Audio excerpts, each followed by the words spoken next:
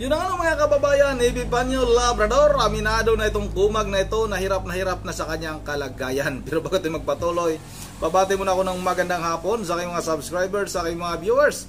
Maraming salamat sa inyong suporta. Shout out sa inyong lahat. Yun ang mga kababayan. Tuloy na tayo kagad sa ating pag-uusapan at sa video na ito, pag-usapan natin ulit itong napakayabang na si Epifanio Labrador. Ang vlogger nagtapang-tapangan, ngunit ang katotohanan ay supot naman. Yun ang mga kababayan, ito na, nakiusap na, humihingi na ng tulong, humihingi na ng abuloy, itong si Epifanio Labrador sa kanya mga taga-suporta, mga kababayan. Aminado na talaga, hindi na natiis. Na talagang inamin na hirap na sila sa kanyang o sa kanilang kalagayan, mga kababayan. Yung kanyang buong pamilya, pati tuloy yung kanyang pamilya na damay sa kanyang kayabangan, sa kanyang kasinungalingan. Ito na, humingi na ng abuloy, mga kababayan. Nandyan yung kanyang GCash number sa screen, mga kababayan. Talagang nilagay niya na doon, nilapag niya na, para sakaling may magbigay ng abuloy, mas mabilis makapagpadala, mga kababayan. Akala ko ba ang yabang-yabang mo nung nakaraan mong mga vlog na may farm ka? hindi lang pagbablog yung ginagawa mong hanap buhay sa ngayon. Ayon sa iyo, ayon sa mga sinasabi mo, mayroon kang farm na napakaraming hina-harvest. Hindi nga pwedeng hindi gamitan ng ELF, mga kababayan, dahil nga hindi kayang ikarga kung hindi gumagamit ng ELF. Yung medyo malaking truck yun, mga kababayan, yung ELF. Hindi daw magkasya yung kanyang mga hina-harvest na mga gulay sa kanyang farm. Tapos sabi niya may pispan din siya. May pispan din siya. Yan din yung kanyang hanap buhay, pispan, mga kababayan. Ano bang ano bang nangyari pala sa pispan mo?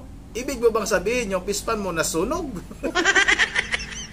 Ngayon lang ako nakakarinig ng pispan na nasunog, mga kababayan. Alam niyo, mga kababayan, hindi na sana ako gagawa ng reaction video nitong si Epifanio Labrador. Kaso nga lang, nung nakita ko itong video niya at napanood ko nga, sabi ko, pwede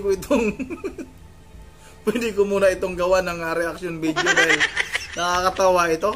Nagyabang ka noon na tumatanggap ka na hindi bababa sa 80,000 araw-araw, may farm ka, may pispan ka, may palaisdaan ka nga, pero ngayon nagmamakaawa ka, humihingi ka ng abuloy dahil halos wala ka nang makain at yung pamilya mo. Tingnan mo, sa yung kayabangan, sa yung kasinungalingan, sa yung kung ano-ano pang kasamaan mo ay nadamay yung buong pamilya mo. Oh, di ba, mga kababayan? Yan ay yung tinatawag na karma. At alam natin, hindi lang yan yung mangyayari sa buhay mo. Mas dadami pa talaga yung karmang darating dyan sa buhay mo. Dahil nga sa ginagawa mong pambabalahura, pagmumura, pagbibintang, at yung ano-ano mga masasamang mga salita na sinasabi mo doon sa mga taong wala namang ginawang kasalanan sa iyo. Ito, mga kababayan, huwag na natin itong patagalin. Excuse me. Sabay-sabay na natin itong panoorin. Papasalamat po tayo sa ating mga kababayan, lalo na po kay Loreto Toble. 5266. So, salamat po sa thanks na binigay ninyo, kapatid. Siyempre, sa ating mga kababayan po, kasi marami pong nag-message sa akin. Sa totoo lang, yung akin po kasing messenger, hindi ko po maintindihan kung anong nangyayari. Lagi pong hahack. So, hindi ko alam kung bakit. So, baka pinatago mo. Makakagawa po tayo ng bago. Alam ko maraming mga kababayan natin na nagtatanong na, nag-aalala na. So yung iba naman nagme-message po dito sa sa ating comment section. So, nag-aalala sila, gusto nilang magbigay ng tulong. So, hindi sila makakontak sa akin dahil nawala na yung messenger ko eh. Oh. So, ganun pa man, dito po sa ating screen, dito po yung ating GCash. So, pwede po kayo magpadala dyan. So, kung sakali man po na makakagawa po ko ng messenger, pagpapatulong na lang po ko at sana hindi na uli ma-hack. No? So, ganun pa man, salamat po sa inyo dahil sa totoo lang, kailangan ko po wala. Sana? Putol. Ng tulong dahil ang aking pong sinasahod dito sa YouTube ay hindi po talaga sapat, no? Sa sitwasyon po namin ngayon, napakahirap po dahil sa hindi po kami masyadong makalabas. Pamilya ko, anak ko,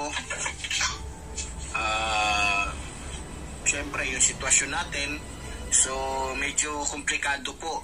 Kaya need po talaga ng yung lingkod, lalong-lalo na po doon sa mga PBBM supporters, Epifanio supporters. Need ko po talaga ng tulong ninyo sa mga panahon na ito. Ayan, mga kababayan ha, nagmamakaawa na kailangan niya ng tulong sa mga BBM supporters. So yung mga bangag, padala nyo naman, ito na pambili ng bigas, kawawa naman ito.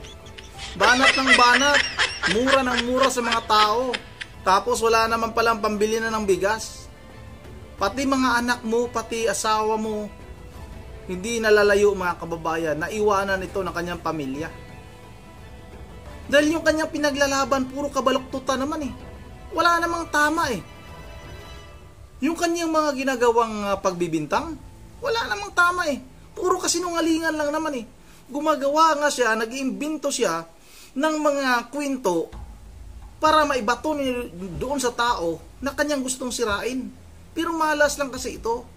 Dahil kukunti lang naman ang naniniwala sa kanya. Kaya yan tuloy. Yung sahod mo sa YouTube, hindi magkasya sa pang-araw-araw ninyong gastusin. Sa pangkain sa iyong pamilya. Hindi kayo makakalabas. Kung halimbawa man, ipalagay lang natin, may pera ka kasi nung nakaraang mga vlog mo, nagmayabang ka, nagbilang ka pa ng pera. Pero binubuking naman natin itong mga kababayan, yung pera na binibilang niya noon ay sahod niya yon sa YouTube niya. Kunti lang yung mga kababayan. Kasi ang pinagyayabang niya noon, hindi bumababa sa 80,000 sa isang araw. Tapos ngayon, nagmamakaawa ka, na hirap ka na sa buhay mo. Tapos ulitin ko lang mga kababayan, yung sinasabi niyang farm niya, yung sinasabi niyang pispan niya, di ba sobrang sinungaling nitong tao na ito?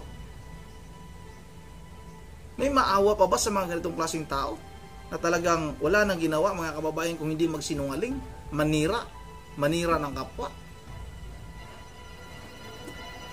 Naawa tayo sa pamilya nito mga kababayan kasi yung mga bata, yung mga anak niya, halimbawa kung may mga anak ito, hindi naman kasali, wala namang alam sa kanyang ginagawang kahayupan, yung pambababoy niya sa mga tao na sinisira niya, yung pinagbibintangan niya ng mga kasalanan. Kung ito, patuloy natin ito. So, sana po ay hindi po ko mapahiya at sana po ay matanggap ko ang iyong suporta, no? Dahil tulad nga po ng sinasabi ko, hindi po tayo bayarang vlogger na mayroong amo na nagpapasweldo sa atin kada buwan. So, wala po tayo natatanggap na ni pisong duling sa ating Pangulo o sa ating minamahal House Speaker Martin Romualdez. So, dahil nga po sa wala naman talaga, kasi sabi nga ng iba, kaya daw ako nagsasalita dahil ako'y binabayaran. Di yan. Maniniwala din talaga ako na walang bayad yan. Ang sa kanya lang mga kababayan, yung yabang niya lang talaga. Na akala niya ay matutulungan siya ng mga tao na kanyang pinagtatanggol. Kunwari lang talaga yan. Hindi naman talaga kilala yan. Yung sinasabi niya noon na may tumatawag sa kanya na stop ni Speaker Martin Romualdez, puro kasinungalingan yun. Kunwari lang yun. Para mapahanga yung kanyang mga supporters na mga uto-uto na mga tanga, na mga wala ding alam na katulad ni Epifanio Labrador. O, sabi niya, sana hindi siya mapahiya. Ibig sabihin talaga mga kababayan, nagmamakaawa na talaga ito. Talagang hirap na ito. Tapos, kung makapagpangutya ka, makapanglait ka, sobra-sobra. Tapos yun pala, yung pamilya mo nahirapan na pala, kahit na pangpakain sa iyong mga anak, hindi mo na kaya, nahirapan ka na. Mga kababayan, papatuloy natin to. Totoo yan. Dahil kung ako po talaga ay bayad ni Pangulong Ferdinand Marcos Jr. at Hindi ni ka Ron kilala? Marquez, hindi ko na po siguro kailangan pa ng tulong ninyo. Dahil may sapat naman po siguro silang kayang ibigay sa akin. Pero ganun pa man, umaasa. Hindi ka nga kilala, hindi ka kilala. Ang sayo lang, nagmayabang ka lang sa iyong mga supporters na kunwari, kilala ka ng mga ito, tinawagan ka ng mga ganito, kinausap ka ni ganito. Pagyayabang lang naman talaga lahat yun. Wala namang katotohanan. Dahil ang tingin ko talaga sa iyo, Epifanio Labrador, sobrang yabang mo lang talaga. Gusto mong utuin yung mga taga-suporta mo na ganito ka kalakas, na ganito ka kakilala. Hindi mga kababayan, hindi kilala talaga yan. Noon ko pa sinasabi na walang nakakilala nito sa mga kanyang mga binabanggit. Puro lang yabang yan. Nagyabang lang sa kanya mga taga-suporta, mga uto-uto din. Sa inyong suporta, sa inyong lingkod, Epifanio Labrador. So binabati din po natin si Grace Evangelista, 7152. So magandang araw sa iyo, kapatid. Okay, ang oras po natin ngayon ay ganap na ang 1:00 ng hapon. Aba? Araw po ng linggo, ano araw? Kahapon to. April 13, taong kasalukuyan 2025. Ang sirang ba tayo? Okay, sa oras po ito, mga minamahal ko mga kababayan, ay pag-uusapan po natin, ito pong si Hanilet, nakabit ni Rodrigo Roa Duterte, na kung saan ay kulubot na ang pagmumuka, na kung saan yung pagmumuka. Di ba mga kababayan? Kulubot na daw yung pagmumukha ni Ma'am Hanilet. Pero yung kanyang pagmumukha, hindi niya pwedeng ipakita. Siguro, kulubot na yung pagmumukha mo. Kasi ayaw mo ipakita. O, tingnan nyo. Baka panglait, akala mo mga kababayan, kung ganito lang naman yung hitsura natin, huwag na tayo manglait sa iba. Paulit-ulit na lang tayo nagsasabi niyan, mga kababayan. Nito ay kamukha po ng puwet ni Digongyo. Tingnan mo. Naging viral po kasi ngayon yung at naging usap-usapan po yung pag-congrats niya sa ating mahal na Pangulo, na kung saan yung kanya pong pagko-congrats sa ating mahal na Pangulo ay pambubuli po, no? So sabi niya doon sa video niya, kung di ako nagkakamali, kino-congrats niya yung ating mahal na Pangulo dahil sa may nangyari daw na kaguluhan o patayan. So, para po maintindihan natin at mabigyan po natin ng reaksyon, dalawang video po yung ating panonoorin ngayon. Ito po yung video ni Hanilet at video naman po ni Yusika Castro. So, yung kanyang naging sagot dito po sa pambubuli nito pong ni Hanilet, na kung saan talagang masasabi talaga natin na walang kasing pangit, talagang pangit talaga yung pagmumukha nitong gagang ito, no? Sige, ito, panoorin po natin. Congratulations sa Pilipinas, may kinidnap at pinatay na naman. Ganyan ang gusto nyo? Sige, congratulations. Number, di ba nakita mo yung survey sa, dalawa sa cities ng Pilipinas, ang dangerous place? Congratulations again. Oo, maraming nangyari. Congratulations, BBM. So, yun po yung kanyang pang-iinsulto, no? Na para ba pinapakita niya na masaya siya. Hindi pang-iinsulto yun. Nagsasabi lang talaga ng katotohanan si Ma'am Hanilet. Totoo naman. Yung isang Chinese national, mga kababayan, na nagbayad na ng ransom, tapos pinatay pa rin. Hiningi no, napakalaki, tapos ngayon natagpuan na lang, nawala ng buhay. Nakakadismaya talaga, nakakatakot. At yung ating bansa, mga kababayan, ay nasa top, no, ano bang tawag dito mga kababayan, yung kinatatakutan na lugar sa buong Asia. Quezon City at Manila. Kung hindi ako nagkakamali, Manila yung isa. Pero yung Quezon City, sure ako nun. Kaya nagsasabi lang ng katotohanan, ito si Ma'am Hanilit. Alam nga naman, sabihin mo na walang krimi na nangyari. Talagang totoo naman na talagang yung krimi na nangyari sa ating bansa ngayon, talagang ang dami. Dito na lang sa aming lugar, talagang nakakapangilabot mga kababayan eh.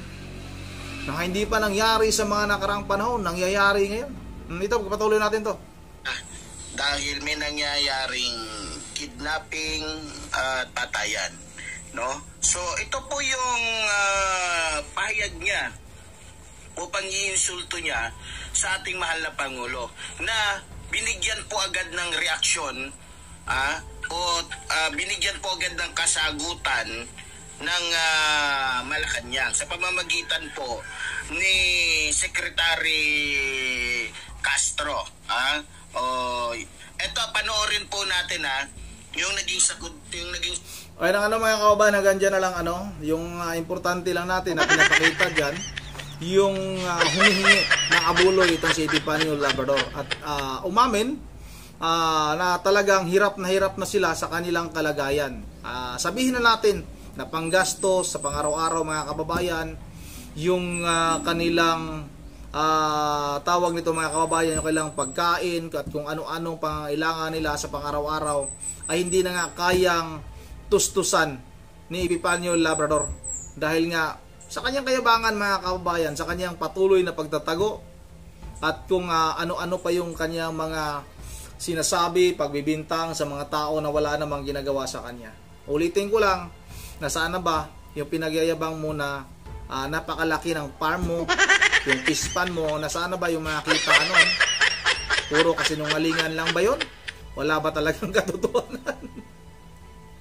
Yan na nga na mga kababayan, hanggang dito na lang muna at bago tayo magtatapos ay mag-shoutout lang muna tayo. Talagang wala talagang matinong sinasabi itong si Epifanio Labrador. Mag-shoutout tayo kay teka lang may mga bagong komento yata dito. Shoutout kay Ron Garcia. Shoutout kay Expedito Hermida.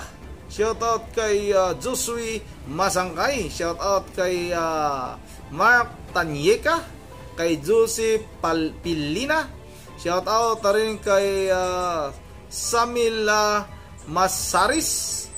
Shoutout kay Tats Walker, kay Lolita Ganda Cortis. Shoutout sa Idol Member Jeff Religious ng Pulilan, Bulacan. Legends Gaming, shoutout Idol. Shoutout na rin kay Corazon Gonzales, kay Ma'am Joyce ng Japan, kay Zame Trabajada Cover, kay D4PTH,